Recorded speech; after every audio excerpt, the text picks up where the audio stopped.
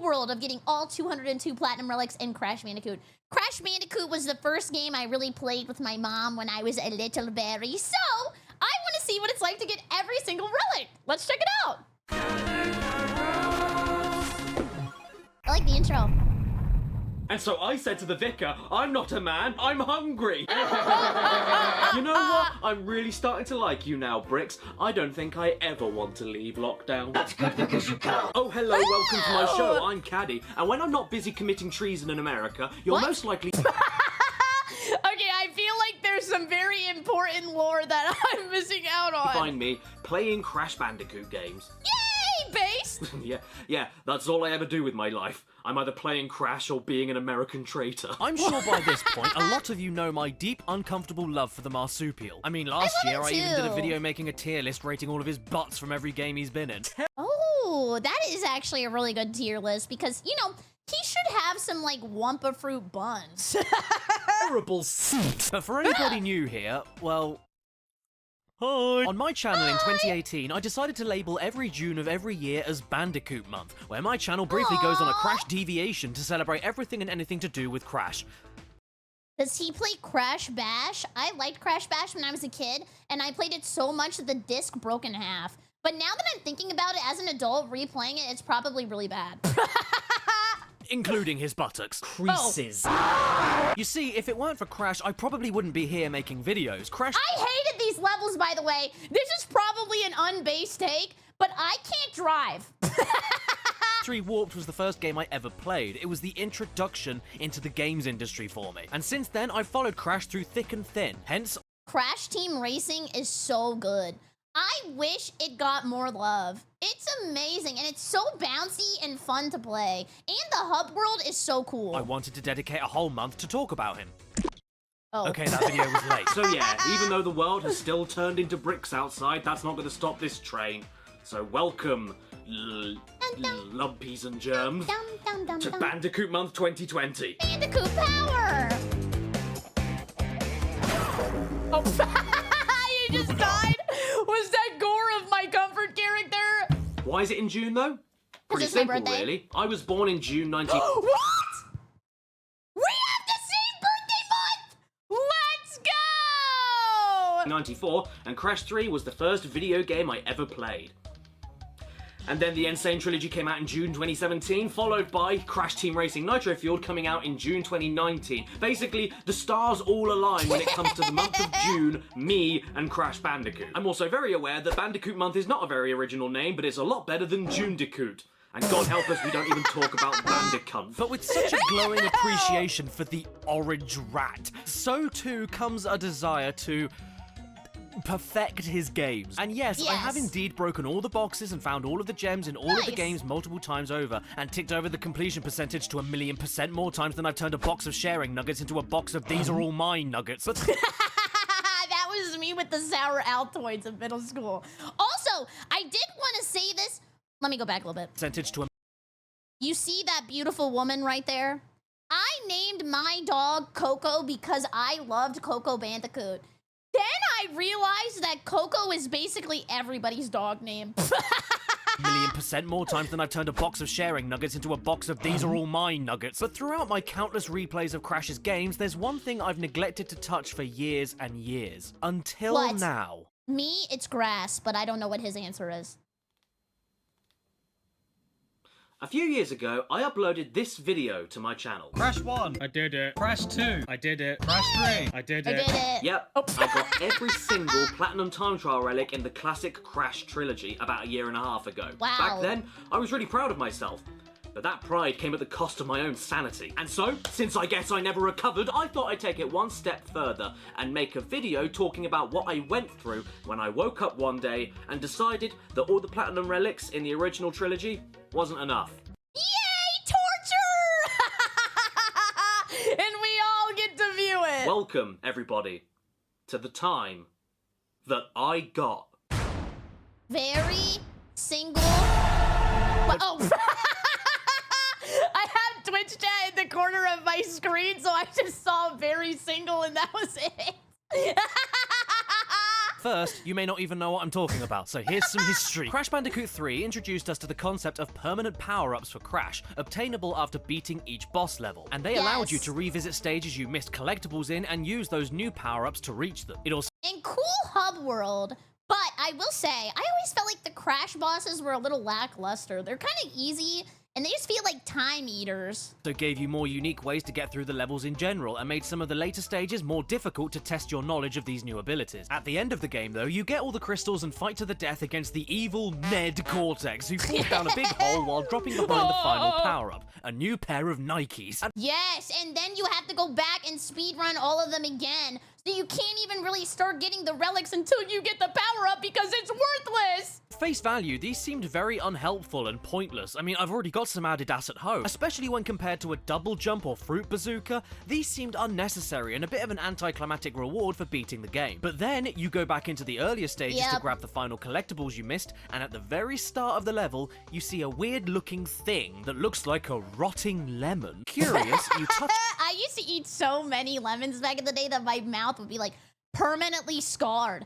I don't know what it was. Like my favorite snack was cutting a lemon in half, getting a spoon, and just eating both halves. Shit, and then... Whoa, what's this? Who blew that whistle? Why did the Wumpa Fruit fly away? Why is there a timer? Does that mean I have to run? I'm gonna run, you know, I'm gonna run. Come on, Crash, dash away! Dash your little bandit cock off! This is why the Crash Dash is a power-up, the time trials, and you are tasked with replaying every level as fast as humanly possible in order to get the best time. The boxes you'd usually break for the clear gem get replaced with time crates that halt the clock for the amount of seconds to...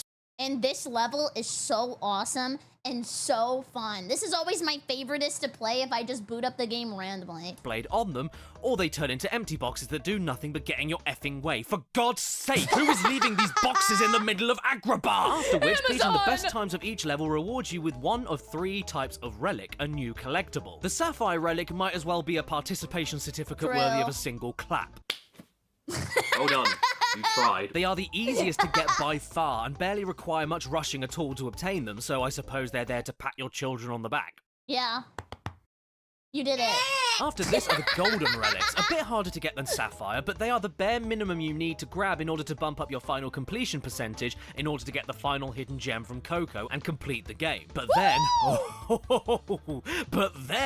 there are the Platinum Time Trial Relics. These are another beast entirely, and the subject of today's video. To get the Platinum Relics, it requires you to know the stage inside out. Not just the best routes to take for shortcuts across the terrain, but the best way to get around enemies, to exploit certain obstacle timings, to use all your power-ups, to pick up Aku Aku hit point masks and sacrifice them at the right moments while... But it's fun, right? Because I feel like it makes the game more difficult, but it doesn't just like spam shit at you. Like this is where people are gonna get really mad at me. That's why I didn't like Dark Souls 2, because I felt like to make boss harder, they just spam boss. But I think that this rewards people for putting a lot of time into the game, and it feels good. Keeping him for other moments so that you can go invincible after you get 3 of him. It's more or less speed running as a standard gameplay mechanic. And oh, what's that, kids? You can't play that well? Tough shit, go away. This orange kite wasn't good enough for you anyway. After Crash 3, the Time Trial Relics became a bit of a staple in most of the Crash games following afterwards, including Crash Team Racing. And hell, when the Insane Trilogy came out, they even added Time Trial Relics into Crash 1 and Crash 2, which originally didn't have them. But to this day, Crash fans remain divided about them. I mean, were they a cheap form of padding that were there to needlessly stretch out the games in a series that was losing ideas by game number 3? Or was this brand new content worthy of your time to go through and added even more depth, replayability, and complexity to the future games that included them? Well, to be fair, I kind of stopped playing Crash after Crash 3. I think when I was a kid, oh my god, this is gonna make me sound so old.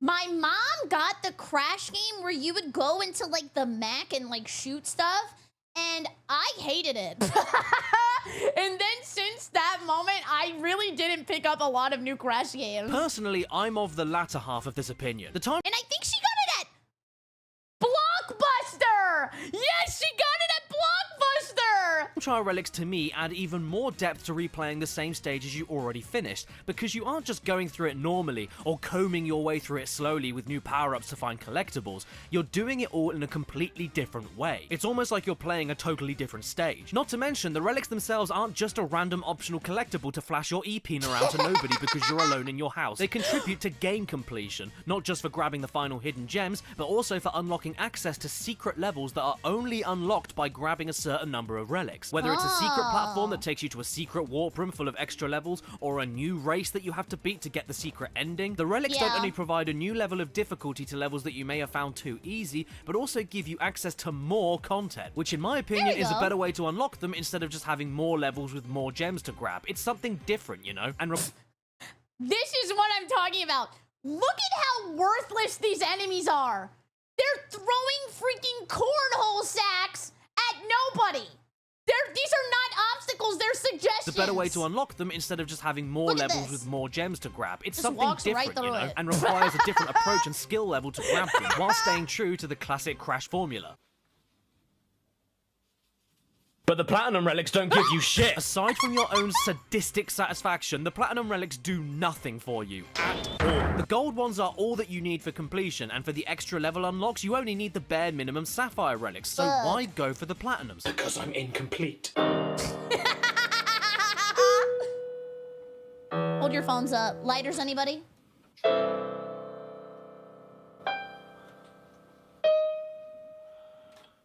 And the title of this video isn't lying.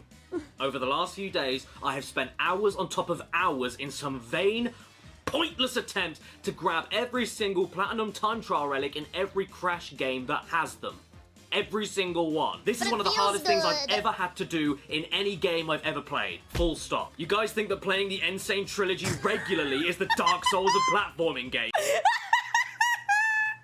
Okay, I'll tell this to the YouTube Andes, but a long time ago, the hardest and worst challenge I ever did was I gave myself one stream to get every achievement in Elden Ring. And I told myself before, I was like, you know what, I'll just DoorDash something, probably won't take too long. You know, maybe like a 12-hour stream, not too bad. 35 hours straight! It was actually torture! But I did it. You don't know anything until you've seen what I've seen. I'm sorry! Shut up! And stick it in your chin. And just so I can get the entire internet off of my back before I'm called a filthy liar, this is my save file for Crash 1 Insane, and here are all 27 Platinum Relics. Here is my save file for Crash 2 Insane, and here are all 27 Platinum Relics. Here is my save file for Crash 3, and here are all 31 Platinum Relics. Here is my save file for Crash Team Racing, and here are all 18 Platinum Relics. Here is my save file for Wrath of Cortex, and here are all 30 Platinum Relics. Here is my save file for Crash Nitro Car, and here are all 13 Platinum Relics. Here is my save. Crash Nitro Kart is so fun too with the time trials, and I like the skips that they have. There's like one skip that's in the I think it's like the sewer level where you have to get like super speed and then jump up the wall. That one's fun. File for the Huge Adventure, and here are all 20 Platinum Relics. Here is my save file for Entranced, and here are all 24 Platinum Relics. Damn! This must have taken 90 years! And for Crash Nitro Kart GBA, for some reason, doesn't have a tally anywhere. But trust me, here are 3, 6, 9, 12 out of 12 Platinum Relics. This, trust me, totals up to 202 Platinum Relics. 202 literal perfect run-throughs of stages as fast as possible while hitting every time-stopping crate, avoiding enemies, and getting stuck indoors. Wait, does this include the bridge level, if you know what I'm talking about? Do you have to do that one too? Because that would be very difficult. Yes? Oh, hell no! Oh, hell no! And I do not. I repeat. Wait, that sounded like... Right, avoiding enemies and getting stuck indoors. And I do not. Thank you so much for the stuff. I really appreciate it. Thank you. I repeat, do not recommend you doing this unless you have nothing better to do or have a YouTube show where you can show off to strangers. For me, this surpassed the definition of painful. In fact, at many points, I could swear that my thumbs were going to fall off. Oh. It will take you so long to grab every Platinum Time Trial relic in the Crash series that you'll become a relic by the time you're done with it. This was me before I started making this video, and this was me after I finished it. By the time you're done with it. This was me. The way he films these with the gray screen over top of him reminds me of like those 90s commercials where they would just like spill spaghetti everywhere and then they'd advertise like a random spaghetti machine. Before I started making this video, and this was me after I finished it. Are you feeling okay? Don't even talk to me. And aside from talking to you all about my experience going through with this, I've got absolutely nothing to show for it.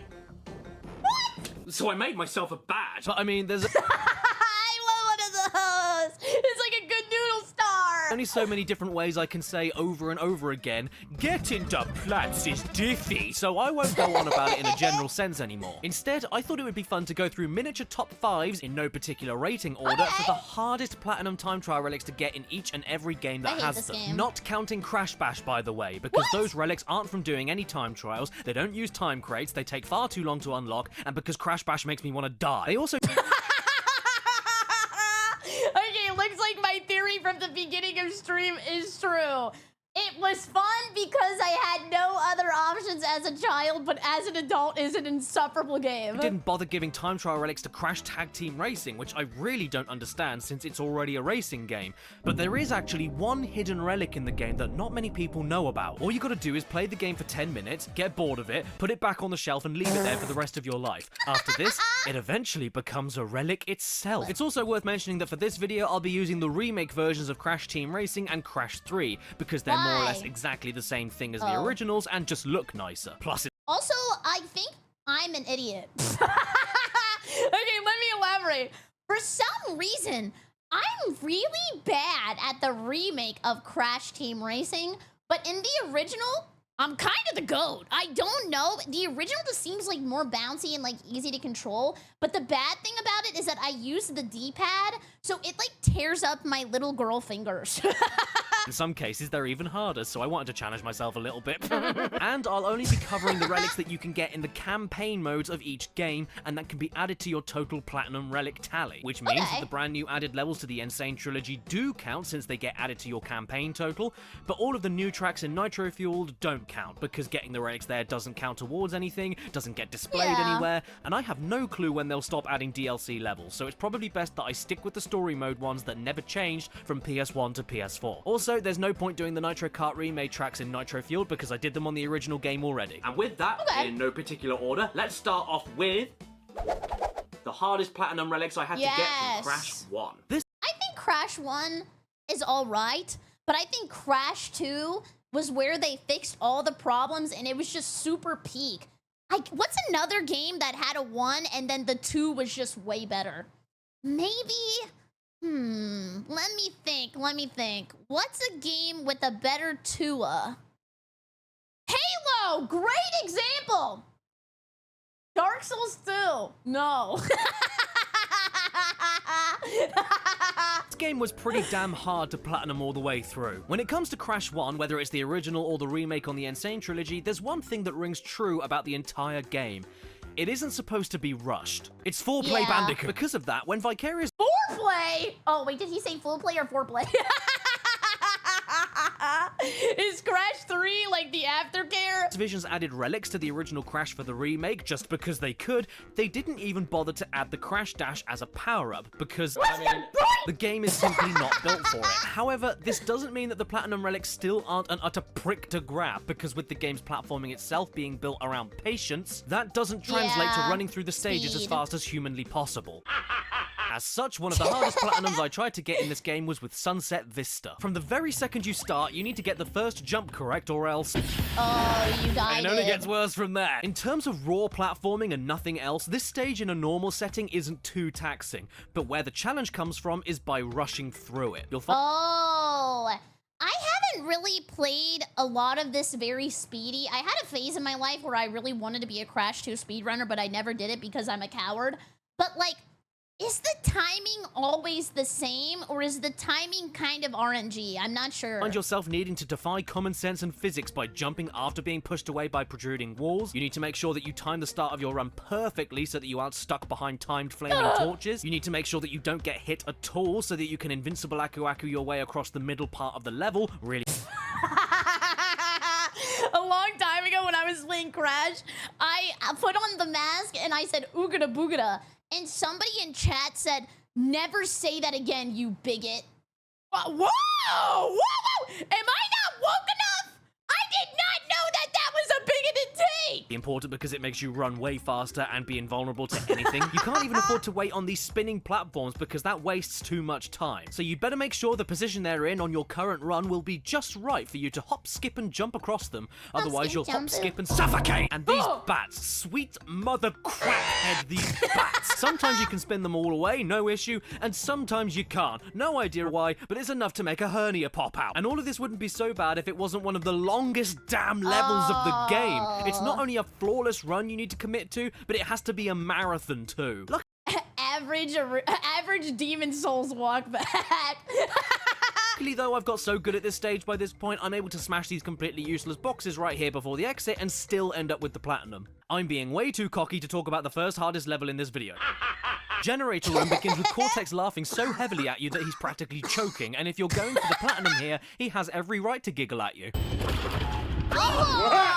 The first two time crates are positioned underneath TNT crates that you have to avoid spinning, and if you can get your head around that for the first goddamn boxes that need breaking, you'll then find yourself in a level with picky pixel-perfect jumps galore, multiple moving platforms over bottomless pits, and in possibly the hardest aspect of the stage, the requirement to skip as much of these moving platform sequences as possible by jumping as early as possible on and off of them as early as possible in order to shave off the milliseconds you need in order to win. I have never been a destroyer rager, but this would make me want to throw my controller. While fighting with depth perception away from the screen. Why do I feel the need to do this? Because the end of the stage sees you moving on floating platforms that are so slow, I'm convinced they're clinically depressed. And because of how much time this segment of the run wastes, you need to optimize the entire level beforehand so that you're safe enough to then skip the final jump and make it safely to the end. And that isn't what I like to do in my generator rooms. Fumbling in the Dumbling is a pretty hard stage just to get through normally, the gimmick being that you are in the dark and need to smash Aku crates in order to keep the path lit.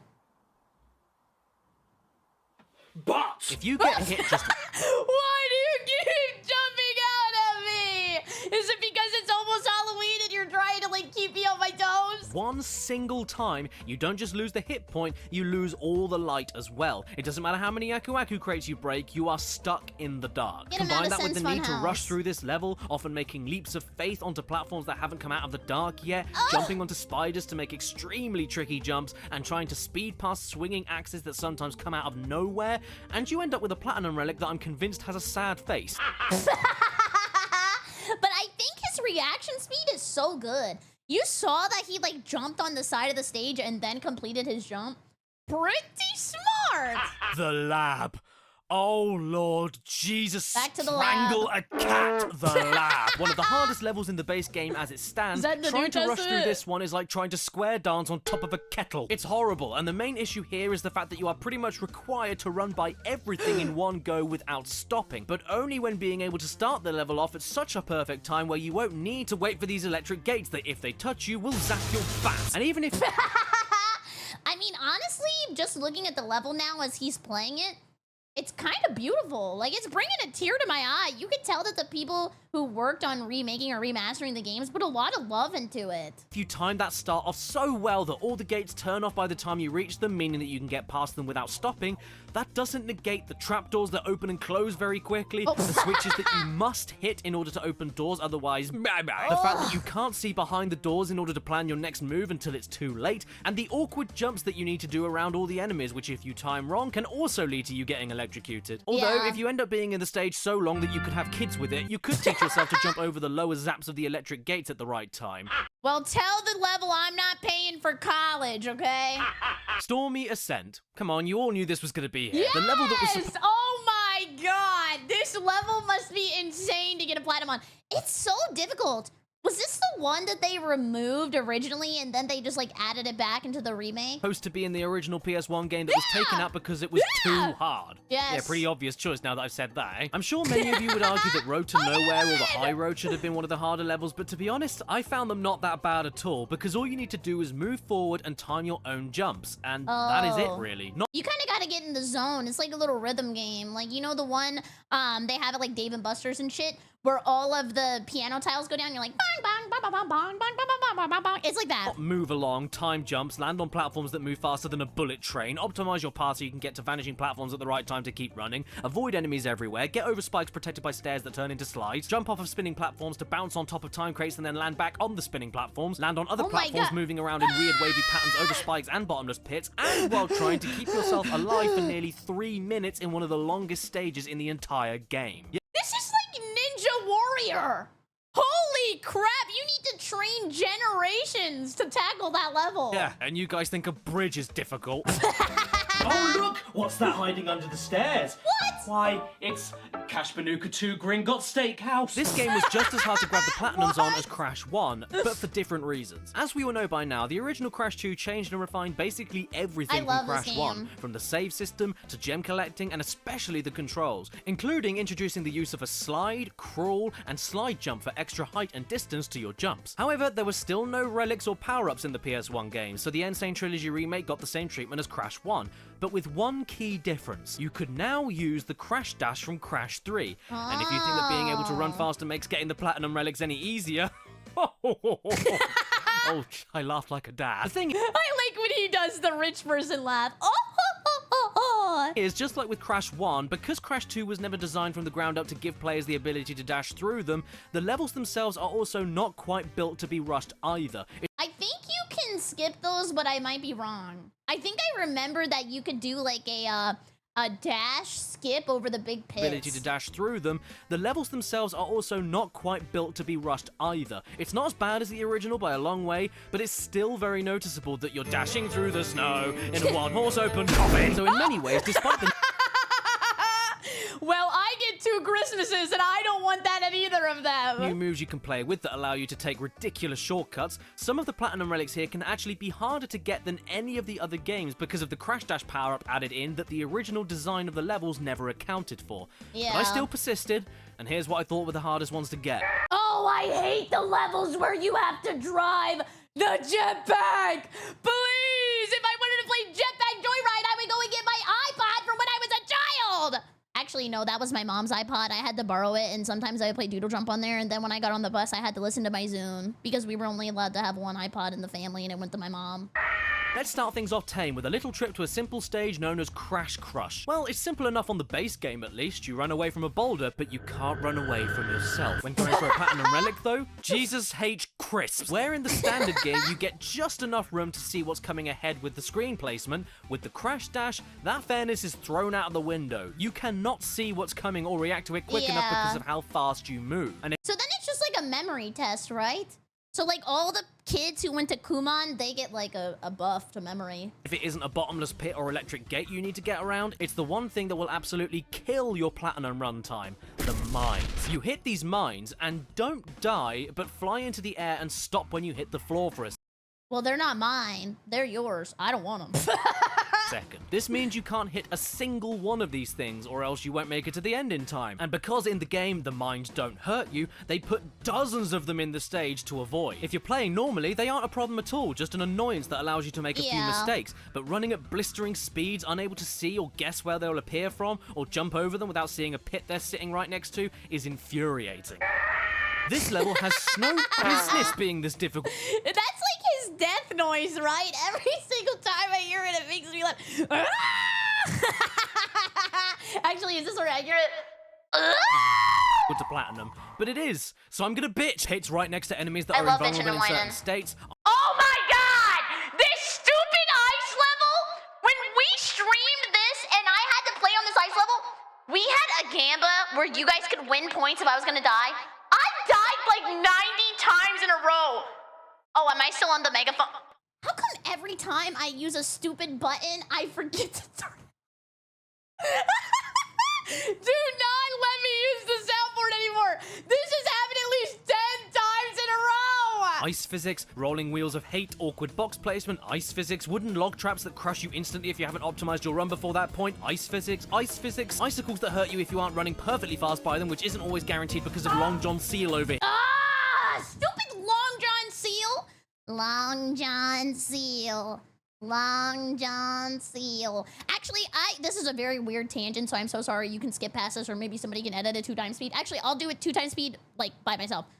So, I actually really like Long John Silvers, but the bad thing about Long John Silvers is they have this thing called the bits, and my uncle used to get the bits all the time, which is where they scrape the bottom of the fryer, and then they put all the little fried bits into a bag, and then basically you would just eat all the leftovers. My uncle loved the bits. Here. Oh, and did I mention that this level has ice physics? Oh, and how about this for taking the biscuit? At the start of the stage, you have these weird-looking platforms here that will take you up to the side-scrolling parts of the levels. And in the Insane Trilogy, if you land anywhere other than dead center onto these platforms, you waste time as Crash automatically hops to the middle before the platform even starts moving. So you need to make sure on every run that you land dead center into this platform so it moves instantly. Why? You know how in showbiz everybody says to each other, break a leg? Oh! Okay, well, I took that a little literally. It does not feel good. Let me see if it actually works. If I fly away, I'm so sorry. Oh, wait, you can't see it! Oh, shit! Okay! Do you reckon in Snowbiz they all say to each other, keel over and die? Hanging out, unlike its namesake, isn't very relaxing and doesn't lead to anything sexy. You begin having to deal with a windy sewage tunnel that the camera isn't fast enough to catch up with you on, meaning that you can't really see the rolling barrels of acid or the robots barreling towards you like they just saw the ice cream van. That isn't... Sir, I will take one snow cone with the bubblegum on the bottom. That's my favorite. The worst of it, though, because this level requires rushing as fast as possible during these monkey bar segments, which are unbearably awkward when you realize that in order to get the platinum, you cannot stop once during these moments. See this? Yep, even if you stop for that long, you're screwed. So the very second you jump onto those metal grates, your positioning and timing needs to be absolute during the monkey swinging and before you reach the monkey swinging. So if you have a pinpoint perfect run in the platforming moments, but started the level at the incorrect millisecond, by the time you reach these bars, the timing of these robots is out of whack and you won't be able to rush by without stopping or dying. Which... That's what I was asking earlier. I was wondering if, like, the patterns of the enemies were all the time, or if they were just, like, random when you load it in. But it seems like they're timed. By the way, if you want the relic, you can't do. And there's no Aku Aku mask to sacrifice for this, until this part, where I then used it on the Nitro crates, making me unable to rush by the electrified water, meaning I wasted too much time and didn't get the platinum. Damn, this was a hard one. Ruination makes this mini list, not because of the tricky platforming, the enemies, or the explosive crates, because truth be told, they aren't too difficult to get around with the incredibly blocky and straight level design. You know, I feel like you can tell when somebody really likes a game because they always say they hate it. I always talk about how much I love Crash. Then when I see the level, it angers me. Makes it on this list for two reasons only. One, the timing of getting around the flaming tiki heads without stopping and waiting. God damn, it's so precise. You must have eaten a barbecue for lunch. And two, very annoyingly, these singular 3 platforms right here near the end of the stage. Trying to jump from each of these with slippery physics, multiple directions they move towards and away from the screen, and moving while they're off screen so that you have no idea where to position your next jump until it's too late, sucked all the fun out of running this stage. You could have had the most... What was that? Five Nights at Freddy's ass jump scare. He was gonna give me the bite of 1997. Is that when Crash came out? I'm not sure. Jump until it's too late, sucked all the fun out of running this stage. You could have had the most flawless run and avoided all of the bastarding tiki head flames from pure luck, but just because you failed this bit near the ending, you've got to start the whole stage again. I don't think I need to explain why Totally Bear is on this list because, well, look at it. But in case you can't see, let me spell it out. You can't see. But But can you D-E-F-G-H-I-J-K-L-M-N-O-P, Q-R-S-U-V, W, X, Y, and Z? That isn't the only problem. If you want to play this totally normally, Totally Bear is a fine level. Not too challenging, but the Platinum Relic requires you to use a dash ability as much as possible. The dash lasts for about a second, and then takes another second or so to cool down before you can use it again. And not only is the level pitch black, meaning you can't see what you're dashing into, but most of the level is filled with jumps that can only be cleared by performing a dash jump. So you need to decide hide in the middle of the dark if you're going to dash right now and then not have a dash ready for a jump that needs it, or don't dash right now and end up wasting too much time while you save the dashing only for the jumps that need it. Look, you're riding a baby polar bear towards a husk of nothing. I shouldn't need to explain why this is hard. I'm not in. Actually, now that I think about it, this probably is a very difficult speedrun. I don't know why I ever wanted to speedrun this. The only other game that I can think of that also has a very difficult speedrun, I guess for the YouTube Andies, I used to be a speedrunning channel, and I speedran like Breath of the Wild, Dark Souls 3, that kind of stuff. But I think that the Portal speedrun is probably insane. I have seen some of the Portal speedruns. That is muscle memory to an intense degree, and I'm starting to feel like the Crash 2 speedrun is way more technical than I originally anticipated. Cool. This then moves us on to Crash 3, the game that introduced the time trial relics in the first place and gave us the Crash Dash for the first time. I like Crash 3. So logically, you'd think that because the game was built with the Crash Dash in mind, everything from this point onwards would be much easier. Wishful thinking! To be fair. Well, I guess I'm not gonna think anymore. So, in terms of difficulty, I'd say this was one of the easier ones to fully platinum. Also, thank you so much. Who did that? Who did that? Particle, thank you for the prime. I appreciate it. For some reason, it's not showing up on my thing, but thank you. Can we get a crepe in the chat for Particle? Thank you for your prime. Purely because it was designed to be rushed to a certain extent. It's still not easy, God no, but compared to the others, it's not as bad. Oh, let me go back. I'm sorry, this was one of the easier ones to fully platinum, purely because it was designed to be rushed to a certain extent. It's still not easy, God no, but compared to the others, it's not as bad. And by the way, again, yes, I am using the Insane Trilogy version of the game for the sake of consistency in this video. And if anything, because of some of the physics and vehicle control changes in this version, this is arguably the hardest way to get all the Platinum Relics anyway, so... And this section was making me so mad. I didn't know if it was woman driver debuff or if it was the game, but I could never ask you guys that because I already know what you're going to say. So you're welcome, Internet. Oh great, what's that? It's my ego. Anyway, I think it's Vegeta? high time we get this list started. I'm ready for this, let's go! Damn you!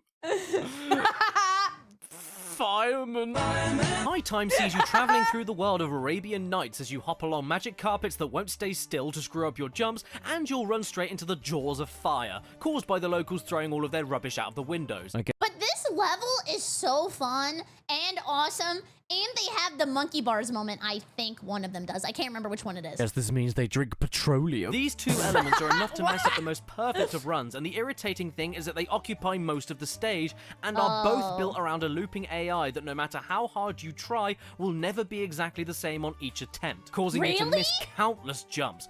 Or you can just fall through the platforms entirely, because who needs platforms in a platformer? And if you haven't got an Aku Aku mask to sacrifice for the fire pits, that means you are stuck waiting, which means that you need to put your controller down and start drinking battery acid. I used to always put batteries on my tongue to see if they worked, and I tried to tell you guys this, because you told me that you would drop a battery and see if it would bounce.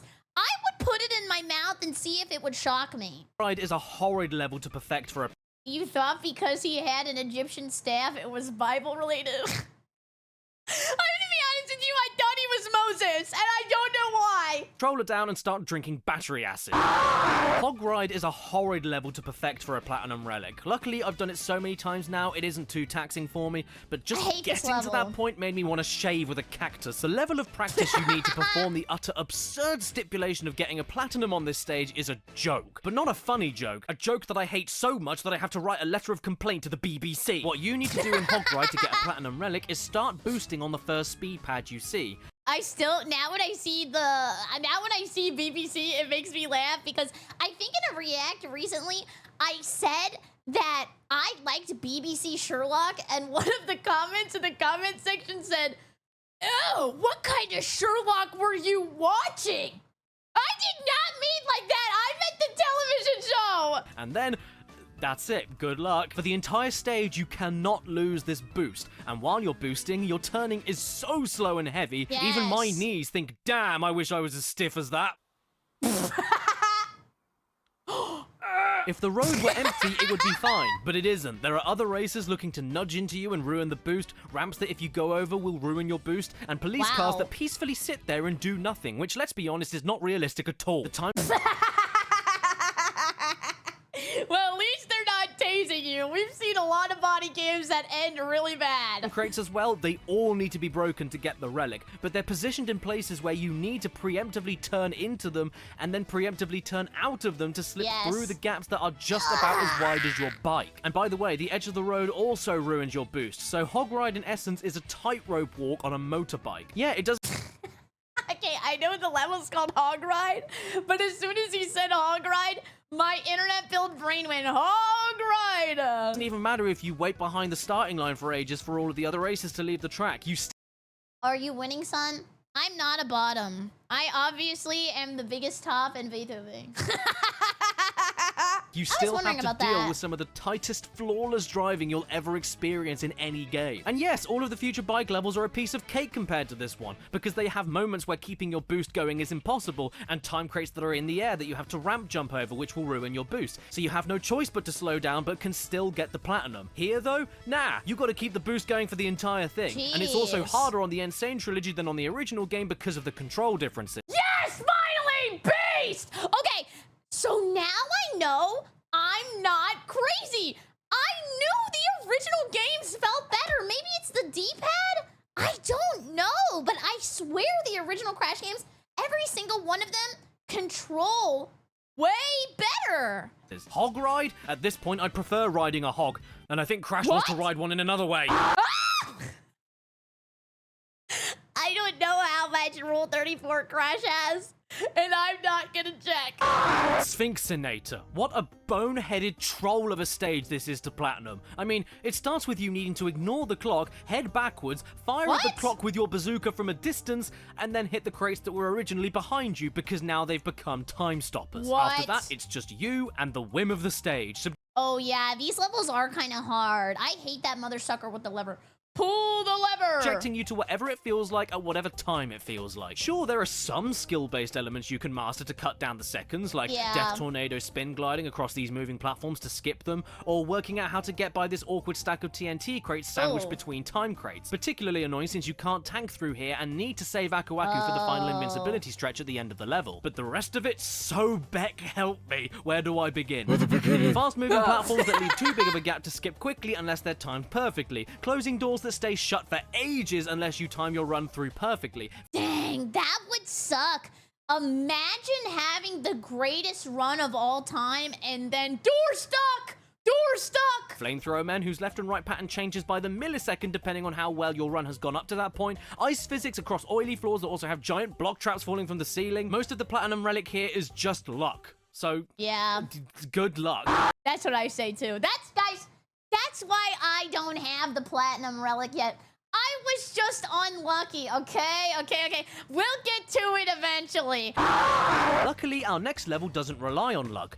But that doesn't make it good. Oh my god, I hate this level. Okay, I swear to God, I like this game. This is sounding really incriminating. I think it's because he's showing the levels that are difficult, which is why I keep reacting like I hate this.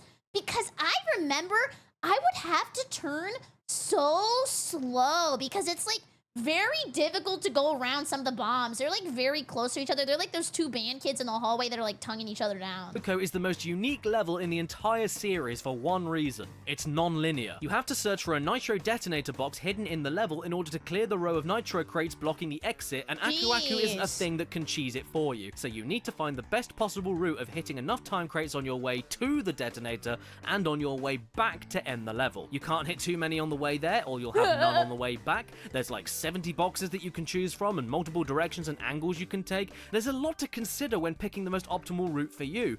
And this wouldn't be so bad if the jet ski controls weren't as bad as my self-esteem. They're so bad! And then look at how tight those turns are, man! Like, imagine if you had, like, a big booty. How do you, like, scoot by? I've been over this before, but it bears repeating and grinding into dust. The jet ski controls are the worst part of the Insane Trilogy as a whole, and where they far from affect my love for the game as it stands, when trying to get the Platinum Relic for Hot Cocoa, it's borderline unplayable. You skim and slide over the water with the most slippery controls imaginable and with a stupidly wide turning circle, so when your route involves being up close and personal with multiple mines, or Nitro crates, by the end of your run, you would have learnt a brand new language full of naughty words and phlegm. The time limit— Oh, like this?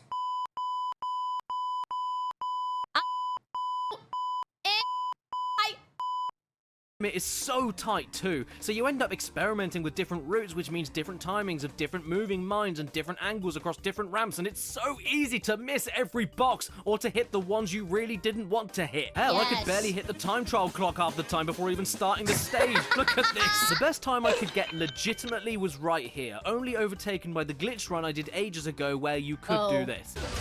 And trust me, after only a few tries of hot cocoa, you will be tempted to do this. But if you want to see the route that I figured out legit, try copying it for yourself. It's right here. Oh, nice! Not that it will save you from the controls though, but it's something, right? Future Tense, the new level added into the Insane trilogy made entirely from the ground up by Vicarious Visions. I don't think I played It's designed to be this. the hardest level in Crash 3, and it is the hardest level in Crash 3. I think I'm getting old. I'm afraid of change. And I knew it today, too, because I ordered a new dryer because my freaking dryer was broken, and it asked me to download an app. Then I downloaded a stupid app for my dryer, and then it wouldn't even connect to my phone, and I'm spamming the start my laundry button. My God. Which naturally makes it the hardest to speedrun. Future Tense is so difficult that it makes me want to run away and put up a load of Future Tense. It's got everything. Time crates hidden in death-defying places, moving platforms, spinning platforms, plasma gates that time themselves on and off, enemies that are briefly invulnerable and move in weird patterns, enemies that are briefly invulnerable and don't move in weird patterns, multiple missiles coming at you from the foreground off-screen, the need for you to not get hit at all so you can exploit Aku Aku invincibility halfway through the stage, platforms that become unusable at inconvenient times. This level has it all. It takes every single frustrating aspect of Platinum Relic running from every other classic Crash level. Every time I see that enemy, I laugh because he wants to get bazookaed so bad. It takes every single frustrating aspect of Platinum Relic. He's asking for a Wampa fruit pegging. Why does he shake it too? Watch, he goes. Running from every other classic Crash level and blends it together into a milkshake only good enough for an OAP. Just look at this. Look at this. They expect you to rush through this. I think it's about time that we move on to Crash Team Racing now. And yes, just before you say anything, I will be using footage from the remake, just for consistency in this video and because it looks nicer. Oh, also, it's the same designed tracks and it's got the same time crates. It's the same game, just... I don't like the way it controls. Like I said, I'm tired of the damn change. It looks nicer and controls a little bit differently. Plus, with the insane speeds you can reach in this version, I think some of the relics are harder to get on PS4 anyway, because it's way too easy to totally overshoot jumps and fly over the boxes. You can go too fast? Jump Look at that. and fly over the boxes. Boom. I made getting the relics harder for myself, again. Yeah, I know. Yay! No need to bow down, it's fine. I've got kids here that already do that for me. This game, personally, I ended up finding one of the easiest to platinum, which I really wasn't expecting. Still not easy, far from it, but much easier than the other games by quite a long way. I wish this game, even like, you know, since it's like a remake or a remaster or whatever, I wish it got the same love that Sonic Crossworlds got.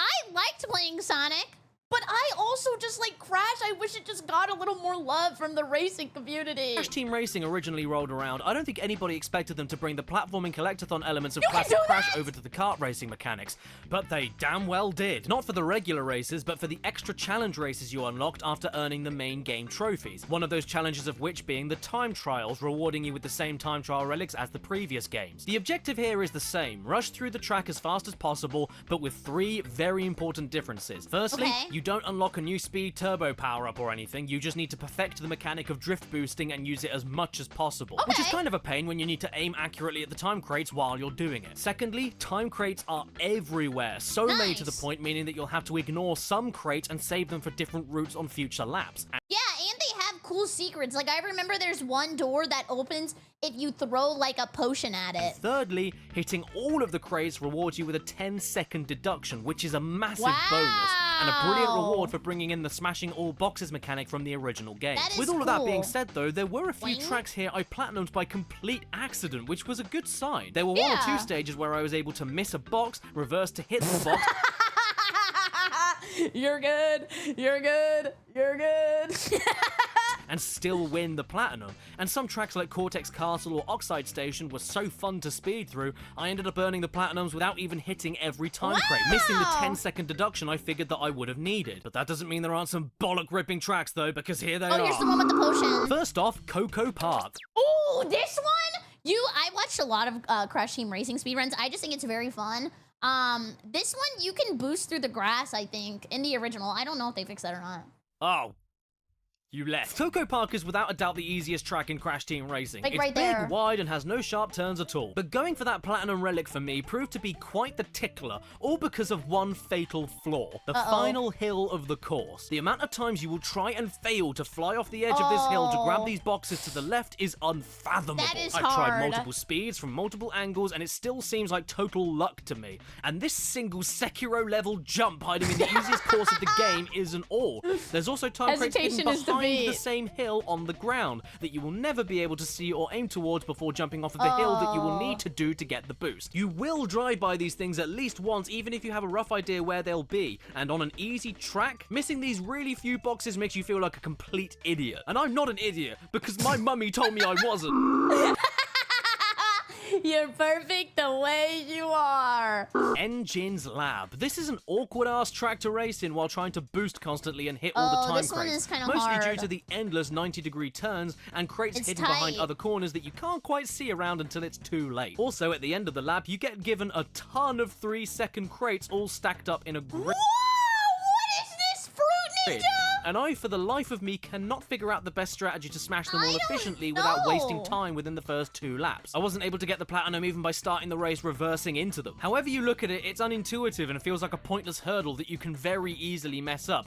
Yeah, maybe if they had like 3 rows, but doing 4 rows is kind of rude. I don't know why I said it like that, like I'm gonna file an HR complaint. Costing you the Platinum Relic. I also really hate the way the PlayStation logo sticker throbs whenever you speed boost. It's very He's bouncing on it, though, yo! distracting, and it made me fall off this end of the track at least 6 times. By the way, that's another thing. This track puts too many boxes right on the edge of bottomless pits that you cannot fall in, but still somehow you have to speed past. What is this? Blizzard Bluff is only hard to platinum for one reason, and This one has a huge skip. If you go really, really fast over one of the hills, you can like skip an entire section of the map. anybody who's played this stage knows what I'm about to say. 2 words. This one! This I told you! It's that skip, it's so difficult! ing jump. Yes! This is it. This is the only reason this stage is such Right a chore there. to get the Platinum Relic on. I mean, I suppose the ice physics can be kind of annoying, but those issues pale. They squeal in comparison to this bumbling piss stick of a jump right here. You not only have to be going as fast as humanly possible beforehand, which means Ow. not getting squashed Big by this meatball. stupid stone, but you also have to be boosting while controlling yourself on ice physics so that you don't crash, while hitting all of the time crates placed in such a way that I Horrible. swear it was designed to point and laugh at me even when I got the jump correct. I'm playing as Gorilla Monkey Anus Face for this one. What? Papu Papu is many things. He's a belly, he's a terrible boss fight, Yes. he's a laughing stock, Papu in action to lay boom down big. and he's a stereotype. But he has his own racetrack in Crash Team Racing, one of my favorites in fact, Papu's Pyramid. But getting the Platinum Relic for it makes me want to snap my own neck while I'm screaming out loud.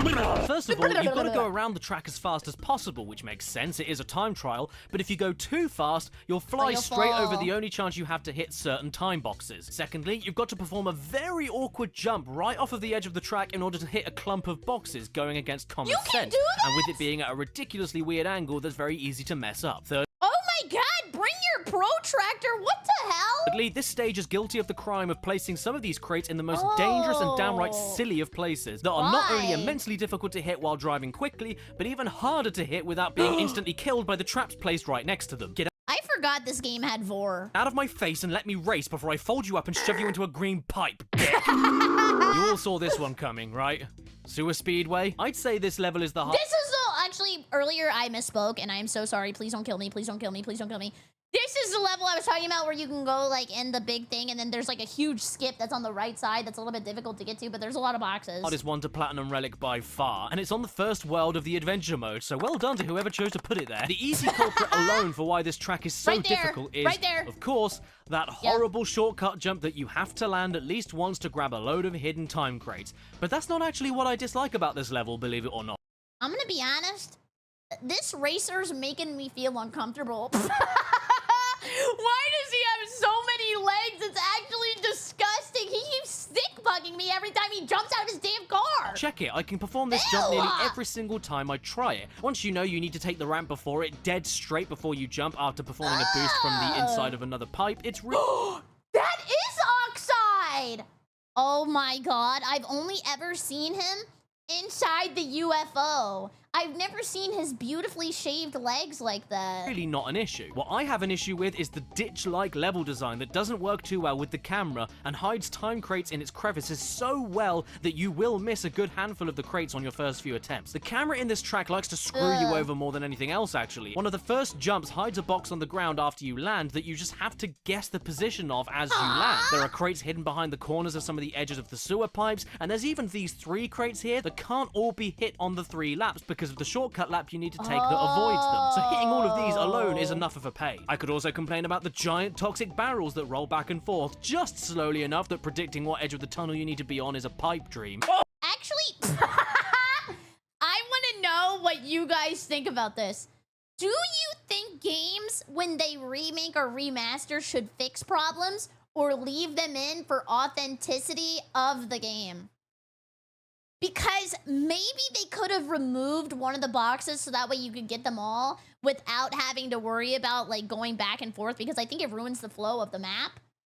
But sometimes they'll fix stuff that I think is fun. But more egregious to me is this box. Oh, This it's singular hard to hit. box. Right here. Looks very easy to get, doesn't it? Well, you won't get it. Approach it fast, you miss. Approach it slowly, you miss. Approach it straight, you miss. Approach it crooked, you miss. Approach it while jumping, you miss. Approach it while not jumping, you miss. To this day, I still have no idea how to hit this crate without the will of God, and whenever I do hit it successfully, that run is later ruined by the toxic barrels and other hidden boxes cowering in the curves of the half pipe that I can't quite see around. And then after all of that, I had to Platinum Relic every level in Crash Bandicoot The Wrath of Cortex.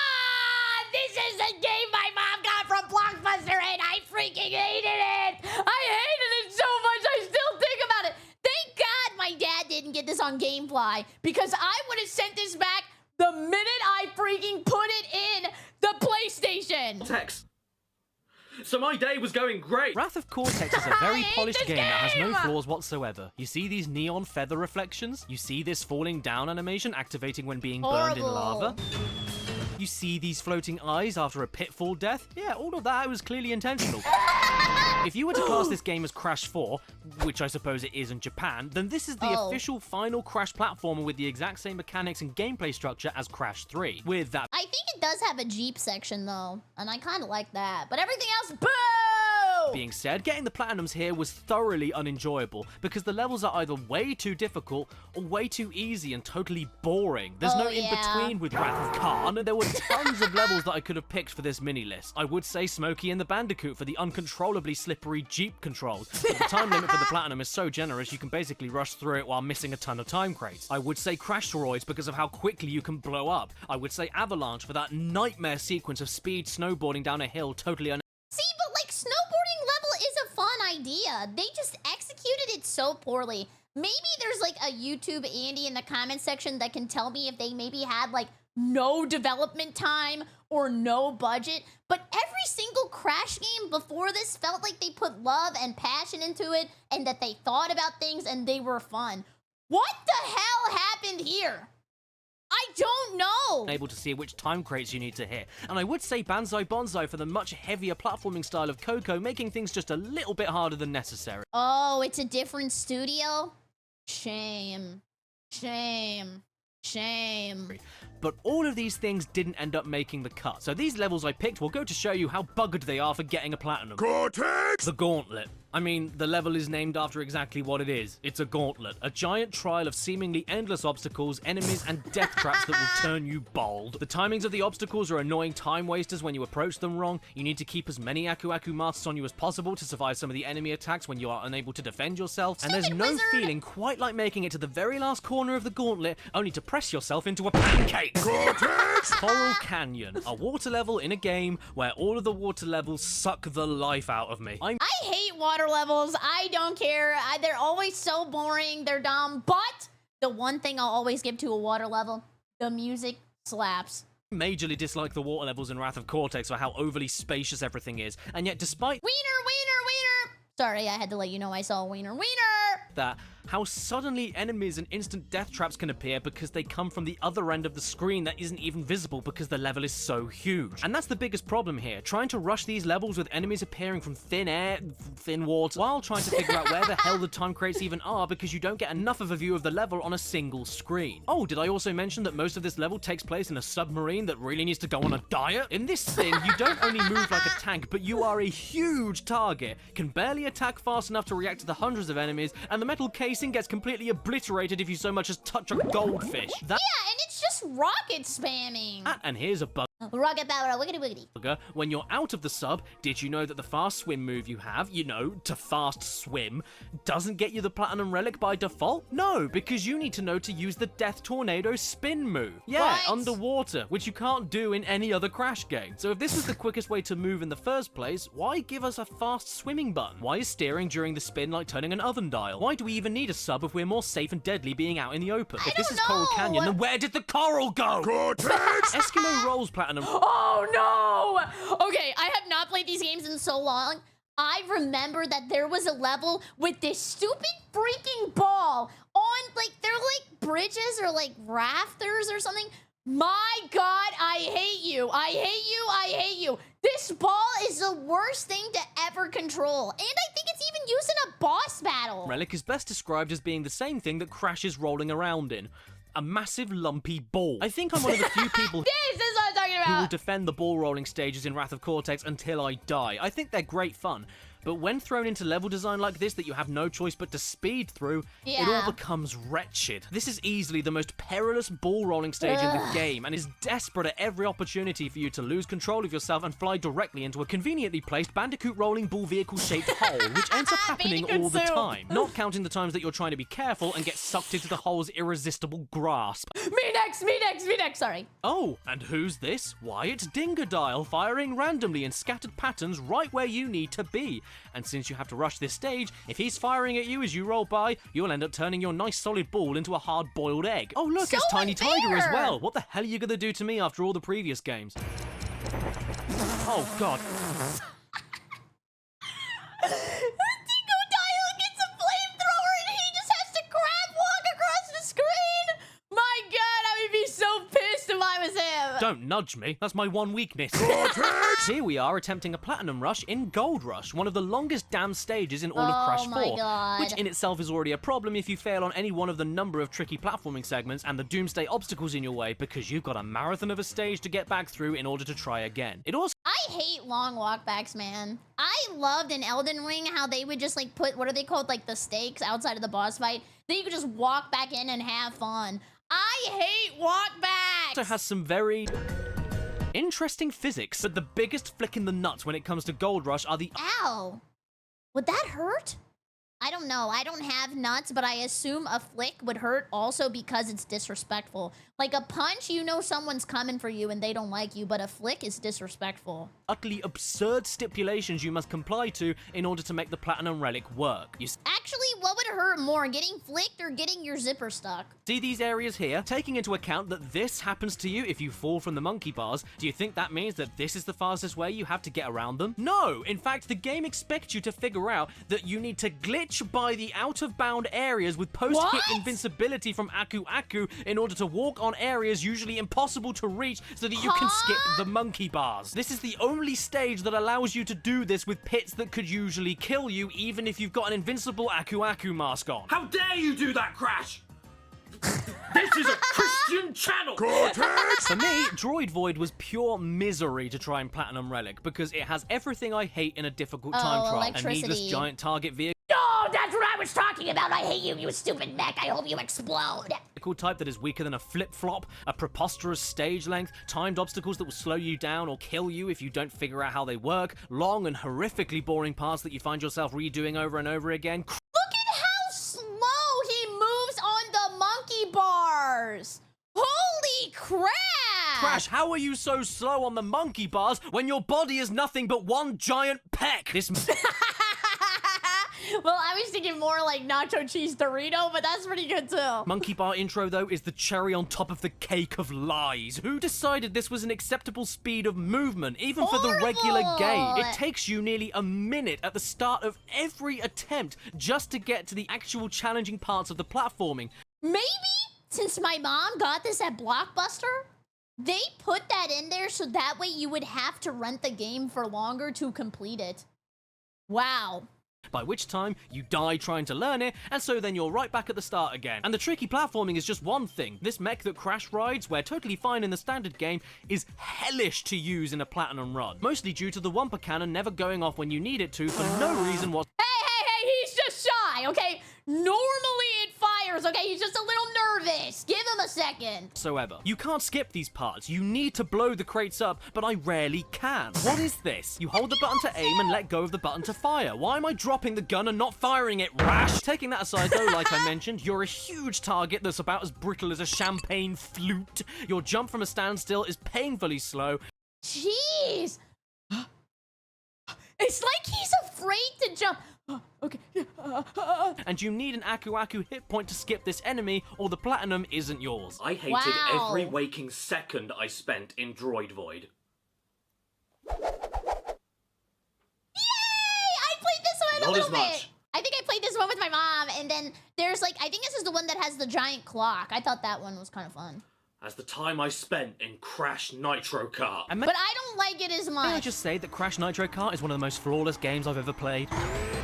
I have no doubt in my mind that this was one of the worst games to platinum every level on. At its release, Crash Nitro Kart was met with mixed reception, and I'll tell you straight away why that is. The controls feel like you just ran over a deer. Okay, it's not that bad, I'm exaggerating. And some of the maps in this game are so long. Like, they will take you forever. And who wants a long racing game? Because I want to keep getting in and out and in and out and in and out. Animal style, please. Fine, but it's not a satisfying game to race in when compared to CTR or even Mario Kart. There's no bounce, no sense of speed, strangely restrictive turning, and the new drift mechanic of giving you more speed the closer you let the drift go before backfiring is nice and all, but for all the platinums, you had better make damn sure that all of your drift boosts are of the last minute perfect type, which are very easy to mess up, or else you're not getting the platinum. Combined with difficult steering even with the best steering character on your team, and you'll be missing boxes all the time, missing shortcuts with boxes in them all the time. So with all of this being said, most of the levels were maddeningly difficult for the exact same reasons. But what did I think about the hardest ones? This level is called... and it has multiple traps that move very quickly and can't touch you once, boxes placed over the edges of the bottomless pits that you have to steer away from the track to reach and then back onto the track again just in the right amount of time. There's an ending level squashing trap that you can activate yourself accidentally. Oh, I forgot about the activation boxes. I think that one is on the really big, the beep, beep, beep, beep, the big clock level. And it's extremely long, making any mistake, especially on the last lap, extra annoying. And you do want to hear that. I didn't find it anywhere near as annoying as Barren Ruins. As a whole, the track and box placements within it aren't really the issue, it's standard stuff. What becomes a problem is the aforementioned control style having a right good steam in your face while you're trying to hit some of the trickier ones. Keeping your speed up and steering correctly while avoiding these tiny bumps in the road is pretty aggravating. And look at how big the track is too. It's like extra wide. But the worst offender of bump placement in a kart racer of all time happens at the very end of this lap, where you're required,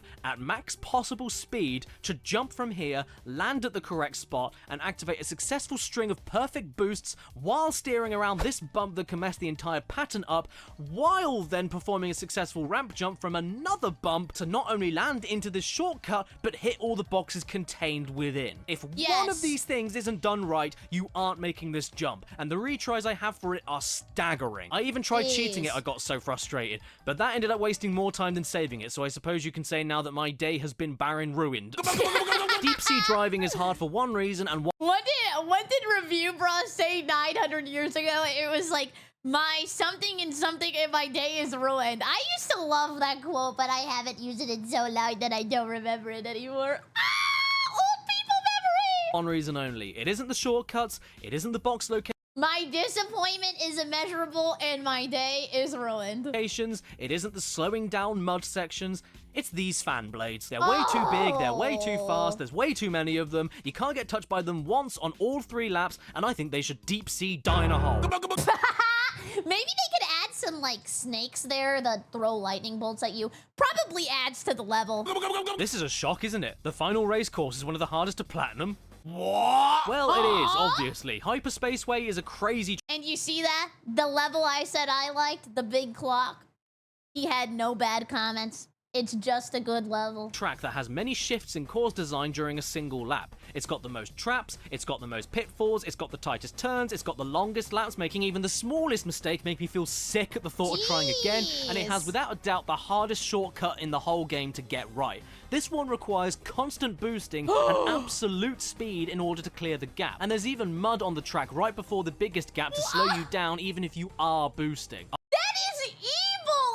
Every villain is lemons! Why would they add mud? They're just trying to piss you off! Oh, but if you go too fast before reaching the shortcut that you need to go fast on, you could just hop your way over the boxes you need to break like a cute little bunny that I now want to hunt down and skin.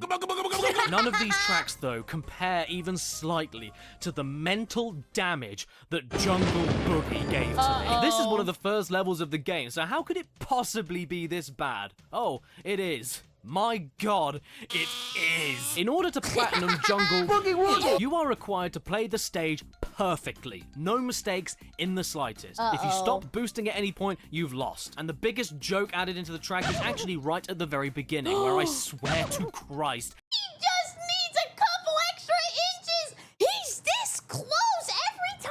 it doesn't matter what speed you take this jump at, or what angle, or if you boost before it, or if you don't boost before it. It is simply pure luck whether or not you will even jump at all and make it across this gap. Then after that, the same applies for the shortcut jump. It sometimes works, and sometimes just doesn't. And this isn't even like a remake or a remaster.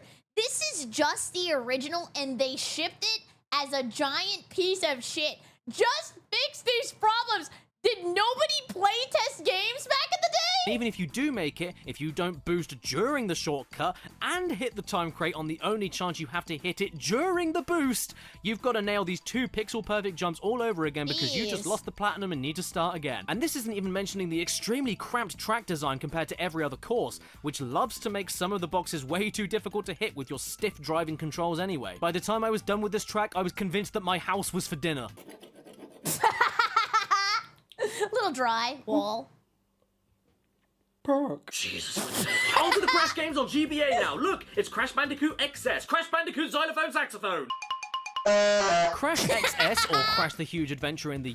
I don't think I played this.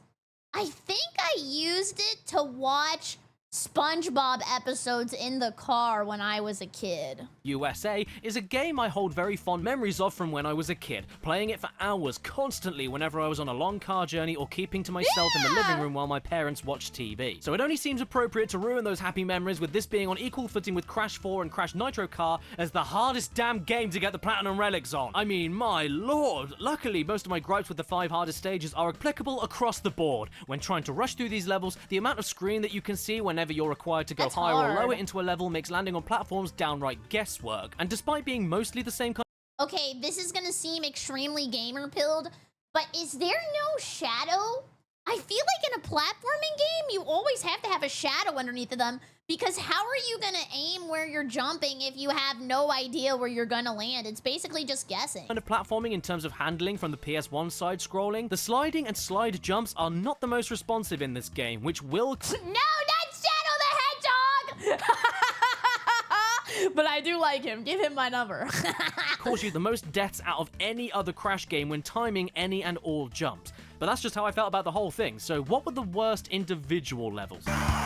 Ace of Space. As a general rule, the space levels in this game are the trickiest, for the guesswork on safe platforms to land on, the lack of sound cues when trying to time enemy attacks, and briefly invulnerable hazards. Not to mention some incredibly precise jumps that you have to nail as quick as possible, and with those lovely delayed inputs when it comes to slide jumping. There's nothing particularly stand out about this level compared to the others in the game. It's just a great conglomeration of all the issues the base game has, that are now only a major problem because you're crash dashing through it. However, this doesn't apply to No fly zone. And the funny thing about no fly zone is that you're flying in it. And the funny thing about no fly zone is that rushing it is basically impossible since it's an auto-scroller away from the screen. You can only go as fast as the level lets you, so that must make it easy, right? Just hit all of the easy boxes, make sure your health doesn't drop, and the platinum is yours. Well, no! Because this stage is split up by 3 mini-bosses. These blimps. And in order to get the platinum, you need to make sure that every single shot you take lands on the weak point of these blimps. If I haven't seen a blimp in so long. Aren't they kind of going extinct? There's like 10 blimps in the whole world. Fun fact. I just made that up. I might be lying. Who knows? It's the internet. Who cares? more than maybe 2 or 3 shots don't land in the entire stage in total, you've lost. And trying to keep that accurate with the GBA D-pad while missiles get in your way, while the blimp does what it shouldn't be able to do and moves quickly, all of this will really end up getting on your tats. It's very hard to take down these 3 in a row without missing a single hit. But you know, it's possible. So get God. Snow Job is the grossest name for a level I've ever heard, and an absolute nightmare to get the Platinum Relic on for more reasons than the universal ones when it comes to how Crash XS handles. Because now you have to deal with a lot of extremely fast ice physics colliding with the unresponsive slide jumping, and even more displeasingly, a giant, endless, downright cruel section of you needing to run towards the camera on the back of a polar bear while holding the boost button. That guy running in the back is actually kind of scary. I don't know why, but he's sending fear down my body. Look at how he runs. The section of you needing to run towards the camera on the back of a polar bear while holding the boost button. While the game throws a nuclear assault of insta-kill obstacles and enemies your way that you will not see until it's already too late. The GBA just can't keep up with you, and it's absolutely fine when running at a normal pace, but while boosting, it's practically... Every time Crash dies and he holds the baby polar bear, is he rapturing him? Can't keep up with you, and it's absolutely fine when running at a normal... Look, he has no choice. He's literally being kidnapped to heaven. pace, but while boosting, it's practically unplayable. Where am I going? Where will the next time crates be? What's gonna kill me in the next millisecond, and why does it last so agonizingly long? I reckon by the time it takes you just to get by this one section of the level, you could have had a snow job of your own. What? Snowhead? The final countdown. It's the final level of the game, so it's meant to be the hardest. It's in space, and you all know why that's an issue from Ace of Space. That's all I really need to say. Enemies everywhere, you can't see where you're landing, platforms that drop you, nitro crates everywhere, it's a... You just tanked all of them. really long level. I've got nothing more to add. It's just unpleasant to get the platinum on. But not as unpleasant for me as the second grossest name for a level I've ever heard. Ew! Drip. That is disgusting. This level's probably gonna be cheesy. Heard right after Snow Job, drip, which will either make you think of Also, thank you for gifting Samurai. I appreciate it. Can we get a great in the chat for Gauntlet Samurai? Thank you. grossest name for a level I've ever heard right after Snow Job, drip, which will either make you think of something very naughty or a bad tribute act to Wet. Getting a platinum in this stage, this dirty dishwater of a... Ew! Was that spaghetti? Be careful. It could stain. Well, that's not Tupperware, that's glass. Oh, he's probably fine. Stage was easily one of the least enjoyable things I've ever done in a Crash game, and why it was so unenjoyable was because, as a whole, it's not that difficult, so I felt like a moron every time I restarted, but the... I hate that, man. And I used to restart games so many times when I was doing speedruns that chat started calling me Reset Riley Reed. I promise I'm not as much of a restarter as I used to be. I don't do it no more. The amount of restarts, my god, you'd never believe the amount of my restarts. All because of one thing. One seemingly easy and insignificant thing that ended up giving me recurring nightmares for days after getting the relic. What? The frogs. Are they gay? These frogs are the worst enemy in any Crash game, hands down, all of them. Because even if you know they're coming, even if you memorize every location of them, they will kill you if their stomachs so much as look at you a little bit funny. It doesn't even matter if you're spinning while they land on you. Their stomachs are just that hench that Crash can barely stand to touch them. And honestly, he kind of looks like the frog from Rainforest Cafe. Maybe this is what he does on his break. When rushing from left to right on a screen crunch GBA game, you'll never see them leaping from off camera until you've already been murdered by them. Sometimes jumping in advance doesn't even help because you could jump straight into their stomachs and die that way in midair. Plus, the stage spams them repeatedly throughout the whole runtime. And then They only had one person who made like a character for the level, and he wanted to go home early, so he just kept spamming them over and over and over again. just frogs. They're frogs in a flat and boring sewer stage. It shouldn't be this hard, and it does nothing but make me feel stupid for dying on it so many times. So maybe it's about time I play another game that will surely calm me down. Rock, paper, scissors? And it's on the GBA, which means it has exactly the same control problems as the last game, and excuse me while I banish this game to the depths of my shores. Ugh, this video I mean, whoa! It's too long, man. Crash Entranced is the sequel to Crash XS, also on the Game Boy Advance, and surprise, surprise, comes bundled with exactly the same issues as the previous game when it comes to Platinum Relics. But it also has 2 new power-ups that work great in the standard game, but when Honestly, she looked cute in that, like Slay. put into the time trials cause nothing but problems. Get a load of this. If you hold L and press R, you do a super slide, an was uncontrollably fast. fast slide that will make you slide off more ledges than anything else. If you hold L and press jump while standing still, you do a super jump, a stupidly high jump for sure, but one that goes so high that you can't see high. where you're gonna go, can't see where you're gonna land, doesn't protect you from It even smushes his face in! He jumps so high that he gets only squash and no stretch. whatever's above you and gives you practically no distance. What button do you think you have to hold to do the crash dash? L. So if you're dashing and stopping your tracks for a split second before committing to a jump, Did you see how fast those crocodiles were? Holy crap, this is like Florida Man POV. They came out of nowhere. L. So if you're dashing Look. and stopping your tracks for a split second before Boom, committing boom, to a they're jump, quick. if you're still holding the dash button ready to start running again, you'll instead rocket into the air and escape the atmosphere. Wait, was that the Oni version?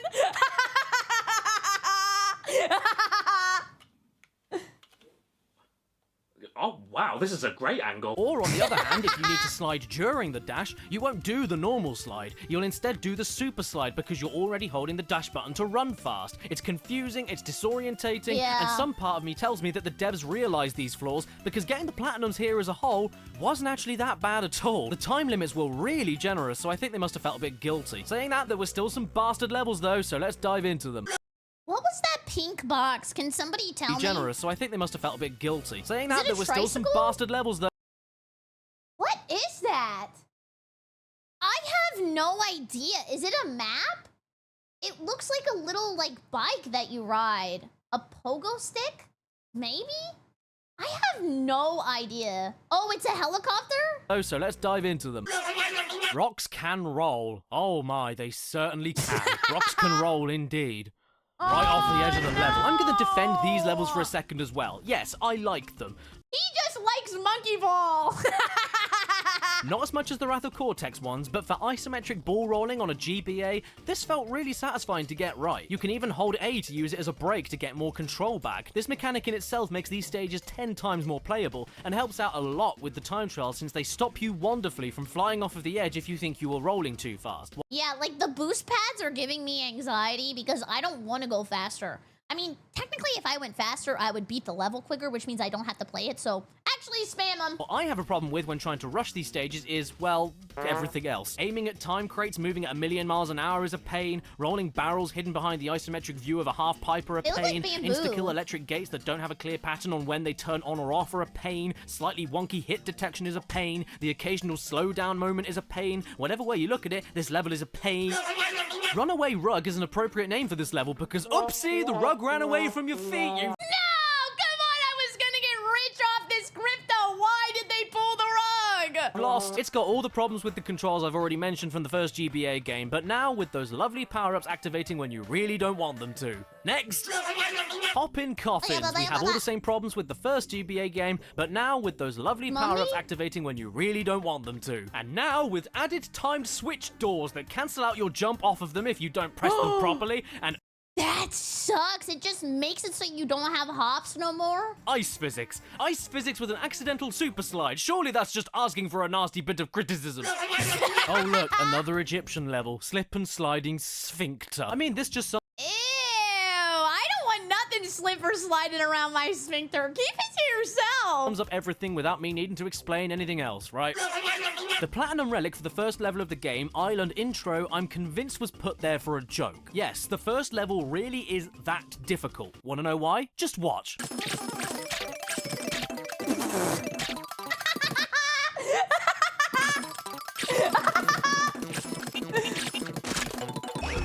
Did that run seem pretty seamless? Like it couldn't be improved? Well, according to the game, it could, because I just achieved a gold relic time. Yes, to platinum the first level of Crash 2 Entranced, you need to be so perfect that you're literally shaving off microseconds with each attempt you try. This is like the Uno speedruns all over again.